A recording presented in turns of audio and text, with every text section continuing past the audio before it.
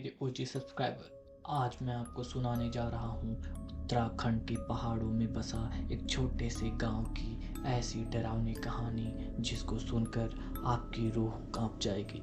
उत्तराखंड के पहाड़ों में बसा एक छोटा सा गांव जिसका नाम देवपुर था।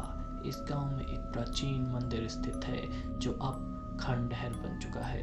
लोग कहते हैं कि इस मंदिर में कुछ दुष्ट आत्माएं बसती हैं। रोहित, एक पत्रकार, ने इस मंदिर में आने का फैसला किया। रोहित गांव पहुंचता है और माया से मिलता है जो इस मंदिर के बारे में उसे और अधिक जानकारी देती है। माया उसे बताती है कि उसके दादाजी ने भी इस मंदिर में कुछ अजीब घटनाएं देखी हैं। पुजारी बाबा, जो इस मंदिर के आखिरी पुजारी थे, वो रहस्यमयी तरीके से गायब हो गए थे। रात के 12 बजे ही रोहित और माया ने अपने टॉर्च और कैमरे को लेकर मंदिर के अंदर दाखिल होने का निर्णय लिया। मंदिर की दीवारों पर अजीब सी चित्रकारी थी और बीच में एक बड़ा सा कक्ष था।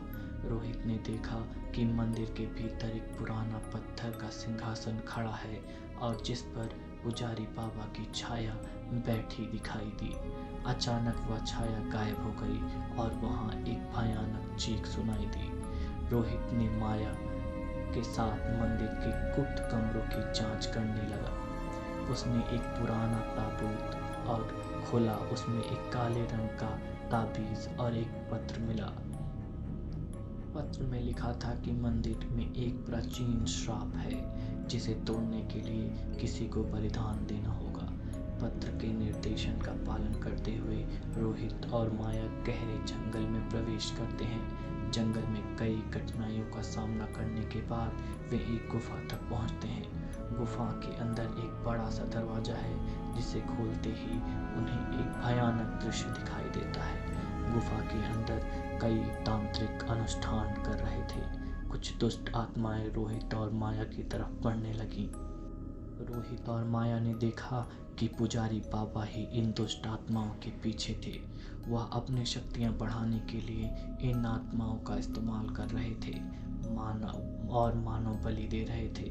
रोहित ने पत्र में लिखे मंत्र का उच्चारण किया और आत्माओं को शांत करने की कोशिश की। रोहित और माया ने मिलकर पुजारी बाबा का सामना किया। मंत्रों और ताबीज का सही इस्तेमाल करके उन्होंने पुजारी बाबा की शक्तियों को कमज़ोर कर दिया। एक भयानक संघर्ष के बाद पुजारी बाबा की आत्मा गुफा में बंद हो गई और दुष्ट आत्माओं का अंत हो गया। इस घटना के बाद गांव के लोग मंदिर की सच्चाई जान गए और उन्हें मंदिर को फिर से स्थापित किया। रोहित और माया ने इस भयानक रहस्य को उजागर करके गांव में एक नई शुरुआत की। धन्यवाद। अगली बार परछाइयों से सावधान रहना। फिर मिलेंगे।